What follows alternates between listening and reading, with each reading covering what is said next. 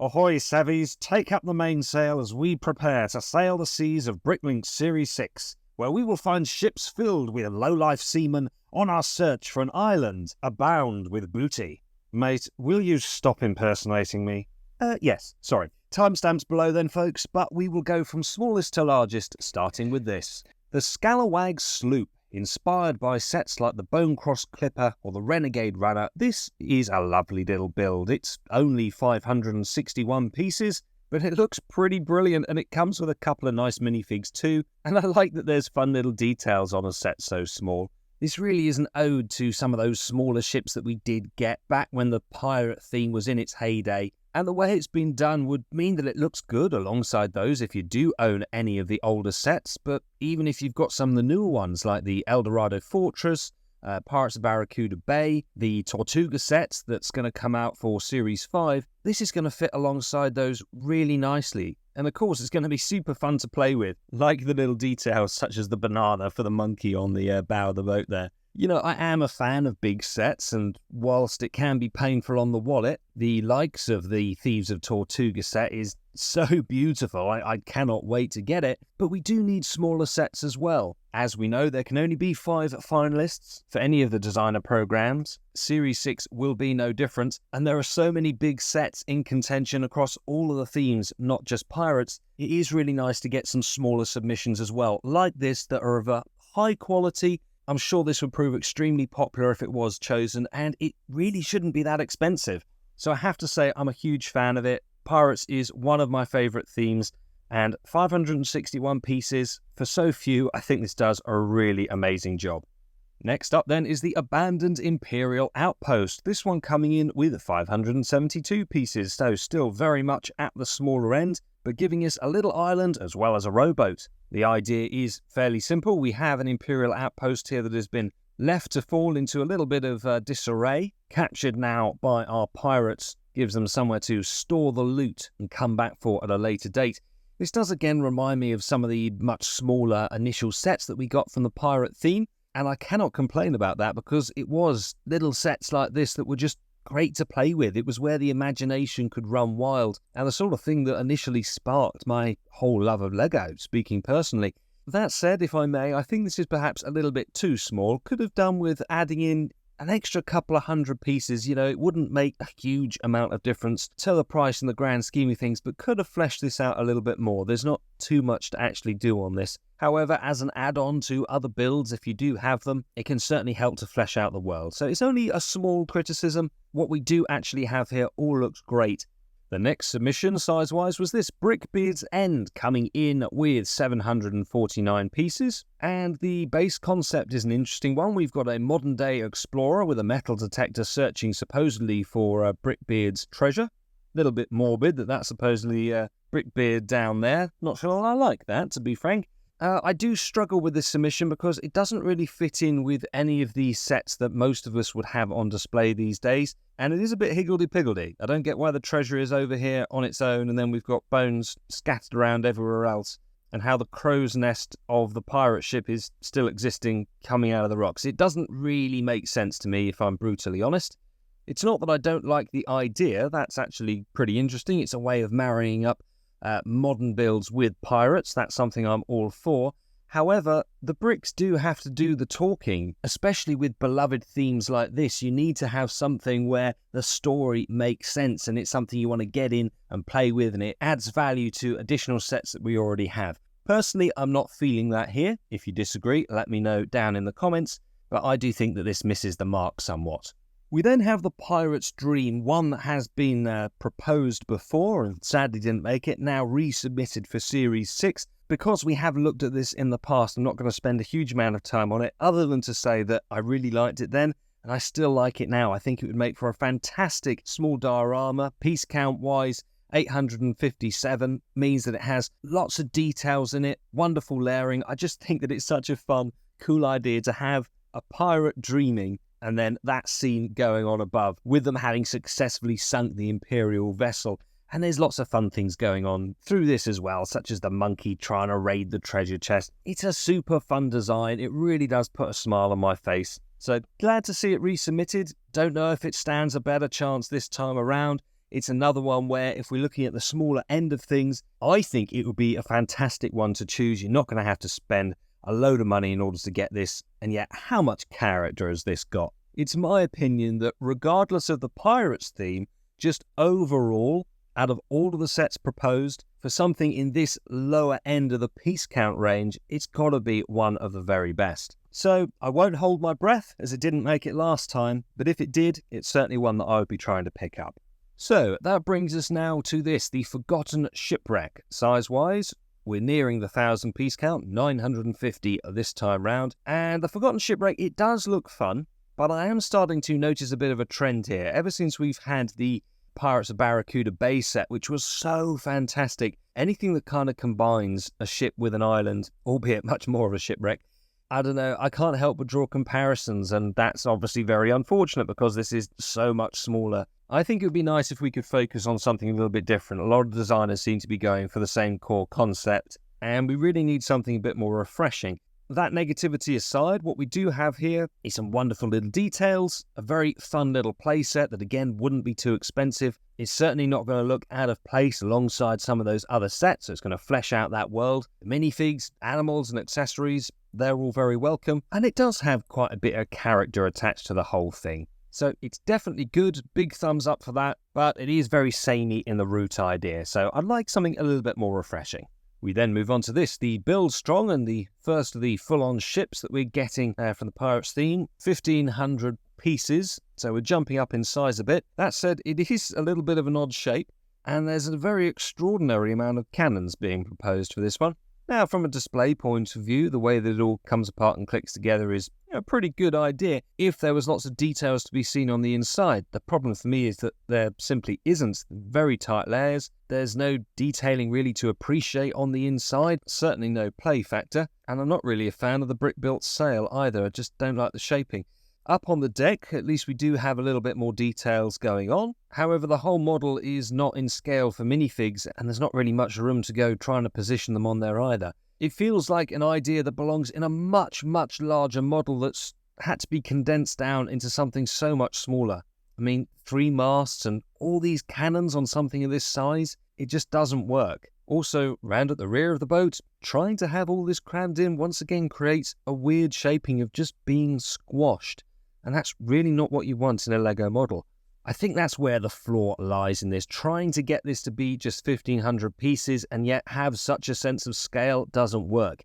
It either needs to be bigger in order to appreciate the impressive size that's attempted to be conveyed here and therefore getting a lot more detailing, or else it simply needs to be made into a much smaller style of vessel that is then going to suit this piece count. Going in either of those directions for me would then improve this considerably. Now, though, we come to this adventure on Tepu Island, transporting me immediately back to some of the Islander adventure pirate sets that we used to have. I really like them, and this looks packed with fun. Size-wise, it's coming in at 1,880 pieces, so we're getting a little bit more middle of the road here, and it's modular in design, meaning you can reconfigure it round. That is always a bonus, especially from a play point of view. Perhaps I'm a little bit harsh on some of the pirate-themed sets in that regard, and also castle ones as well, but it's because Pirates and Castle were what got me into Lego as a kid, and therefore the playability of them was what made them special. So having that ability to change it round, reconfigure it, that gives a lot more play options. This has that in spades. It really does. And I like the story behind it as well, that we've got a couple of modern day adventurers, an adult and a kid, playing pirates, coming to this island, only to find that it's more than it seems. It would also complement in with other sets that we already have, whilst the Pirates theme isn't ever going to fully return, and that's why we have to rely on the likes of LEGO Ideas and the BrickLink Designer Program in order to give us those sets that we want. These are the things I think that LEGO should still be producing, because how would this not get younger kids into that love of LEGO? I know times have moved on, there are great sets now, but a lot of them don't have the heart and soul and sheer playability that these do. This transports me back. It has so much character and charm to it. I really like it. I think it's a fantastic job. We need to carry on our seaworthy adventure though. Now coming across the dreaded Kraken in Kraken Attack. Piece count wise on this one, we're closing in on the 2,000 mark, 1916 to be precise.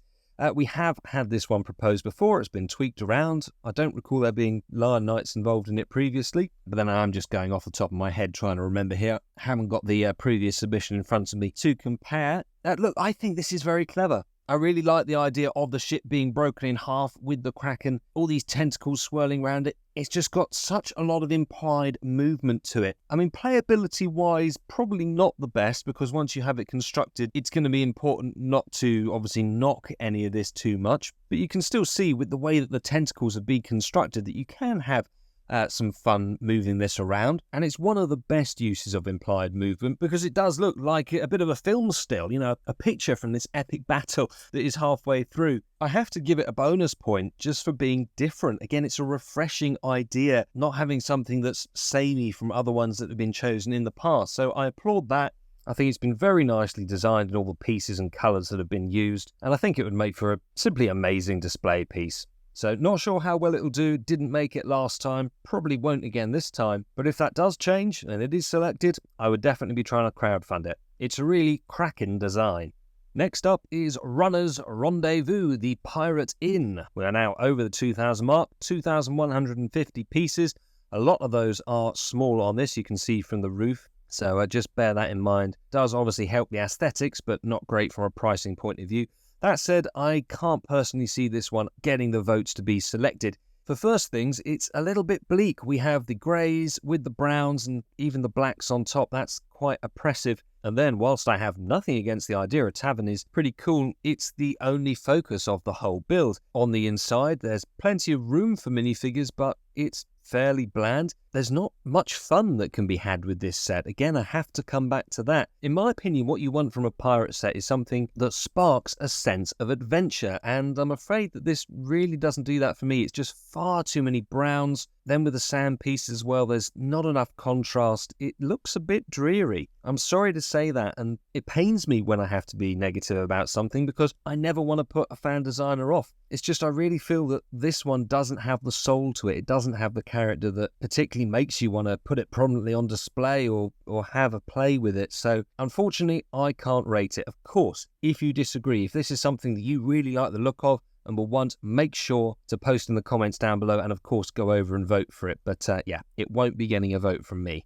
Next then, we have the very creatively named Somewhere Island and a ticket for it. So I'm guessing the idea here is that this is once again a blend of modern day with pirates. So they're going on a tour of the island. You know what? It doesn't actually look that bad. I think the raft is a nice touch. That would be a cool thing to add into the collection. And I do like the use of colour here. We've got quite a clean looking outpost set upon the rocks. And whilst a lot of the sets are generally more sprawled out, typically when you have islands, you know, they work more upon a horizontal plane. This is much more vertical, has some nice shaping to it, got lots of layers. I think it's quite fun. You've got the added benefit of the base being able to open out as well. And whilst there's not a huge amount of space for minifigures on the inside, there's certainly places that you can position them and there's extra fun going on. So there's some good details in here. It's nice to have it displayable from a 360 angle, something going on all sides. And the fan designer's done it so that we've got ease of access to... do you know what? I like this. Fun, creative set. I get the story with the tour. It would have actually been nice, I think, to have some more proper pirate minifigs. But that aside, this one does have character to it. So big thumbs up. Well done. Now then, this is a bit of a weird one. The Pirate Villa. Very strange combination of colours and shapes. My first thought is that this must be a hotel for pirate dogs, given the massive bones on the outside. But it really is an eclectic mashup. We've got monkeys coming down the side over here, brick-built flamingos over there, another one hiding by a hammock and a shark poking out. It's very weird. I don't quite know what to make of this. Definitely not your normal sort of pirate set, and I think the colours are a bit clashy. They don't work for me. Good news is that it does open up and there's actually loads going on the inside. Huge amount of detail, quite a lot of accessories, and there's also some very interesting shaping. It's quite a nice build. it just does feel very out of place. There's so much going on. I struggle to kind of know where I'm supposed to look. You can turn it around by the look of things and change the configuration. That's nice, but I don't really know what this would fit in with at all. It doesn't sort of lend itself to any of the existing sets. It's also really quite cramped, so there's not a huge amount of playability, and the whole thing's just a little bit odd. I find it very strange. I don't like the colours. Parts of it are very intriguing. I think for me, if this was ever on display somewhere, like if you went to an exhibition or something, I'd probably spend quite a bit of time just looking at it, trying to fathom out everything that's going on. So that's a definite plus. However, I wouldn't ever buy it. It's not something that appeals to me. I don't think it adds into the world, and I wouldn't want to have it on display in my home. So let me know how you feel about it. Very strange, quite the mashup indeed. Now, though, we have this, Pirates of the Seven Seas, a real fantasy pirate ship, and I do like the look of this. I think it's a very bold use of different colours. It would certainly be nice to get these. Lego's usually quite stingy when it comes to them, but it does work. You know, if you're looking for something that's going to be super accurate, this certainly isn't it. But if you're just interested in a fun build that's going to capture the attention and be rather adventurous, then this definitely does tick the boxes. We've also got lots of little references throughout the build from the fan designer as well, which is a really nice touch. You know, there has been quite a bit of time and attention put into this. It's a very fun thing. Now, I don't know how well ships are actually going to do. This isn't a very great time to be proposing them. We've already got a couple that we know are coming both at the end of this year, of course, in the Endurance, and then next year as well, end of 2025 and start of 2026. So with ships already on the horizon, as it were, they're not going to be so keen to actually select more. You know, they're competing against themselves, and that's something that we know Lego and by extension BrickLink are wary about. With that in mind, though, at the end of the day, if you like the look of it, go and vote for it. If it doesn't get the votes, it doesn't stand a chance to begin with. So you might as well give it that chance. And yeah, as far as a fantasy pirate ship goes, it's definitely pretty cool. Then we have Pirate Fisherman's Island. This one being quite deceptive in size. You can tell that it's a reasonable height, of course, compared to the minifigs. Although I was surprised it's 3,243 pieces. It doesn't look that big. But then as you go through it, you can see there are quite a lot of small pieces used throughout. So naturally that does add up to the piece count. It's a reasonable thing. I do like the fact that we've got the rock work down here and the cave with the building on top. I think it's needed for this, although I'm not particularly keen on just paying for all these pieces. But as an island lookout goes, pretty decent looking. Comes with a nice array of minifigs too. I can definitely see this as a place they're defending, with ships coming in trying to siege the island and bring these scurvy pirates to justice. However, I don't feel that it's super special, and I cannot get past that a lot of these pieces that you would potentially be paying for aren't worth upping the price to the region that it's going to be in. You know, we're only 800 pieces shy of the Thieves of Tortuga set. Again, I have to come back to this as a Series 5 finalist because it is the shining example of everything that we were looking for in a land-based pirate set. It's simply exquisite and I can't wait for it. Now, some watching may say that it's unfair for me to be trying to compare, but ultimately you kind of have to. The whole purpose of the BrickLink Designer Program is to have something that is ready-made. What you see is what you get. It's packaged up, it's sent out. This isn't Lego Ideas where you have a core concept that can then be changed and adapted. This is supposed to be pretty much a finished product. And no, it's not as big, but it is getting up there, and I just don't feel that it's worth it. It's not in the same league. So it's not to say that I don't like it. I think it is a good build. It's just not fantastic. So sadly, not going to be getting the votes from me. That brings us to the big one then, Privateer Frigate Fortuna, and she is a big girl, 4,000 pieces, the maximum. We have seen this proposed in a couple of the BrickLink submissions before. That said, it has been changed quite considerably, reworked. So although the hull is the same shape, some pieces have been stripped down in order for us to be given a lot more detailing on the exterior of the ship, and the bow has been redone to become a lot sturdier. So if you are wanting a big ship that is going to be focusing on detail and accuracy, this is definitely going to be one for you. You know, compared to the one that we were looking at earlier that was more in the 1,500 piece range, this makes sense to have the 3 masts, all of the cannons, and then the space for the minifigs to be in it. Yes, that pushes it up right to the maximum piece count-wise. That's going to make it more expensive, etc. But I think it's a case of if you're going to do something, just go all in, put a load of passion into it, and this is something that you get out as the end result. You know, likewise, as I mentioned, with the fantasy pirate ship, which was very different, great in its own right. A big thing against this is that we already have ships coming. They're probably going to be loath to giving us another one, especially something as big and detailed as this. But at the same time, this is very different from those other ships that we have coming already. It's been a very long time since we've had anything close to being this big and detailed, and I do feel it would be a wonderful display piece for a collection. You know, not necessarily just for LEGO fans, even if you typically only go for model ships. Here you have something that is wonderfully intricate in its detail, and I don't think would look out of place alongside those either. So I think it's a very good job, well done. It's been beautifully executed, and what a focal point of a display this would be. But all that said and done, it brings us to the end of the pirate sets that have been proposed for Series 6. Remember, you have until October the 18th in order to actually vote for these, and of course, comment down below on what your favourites are. Thanks for watching, me hearties. Catch you on the next one.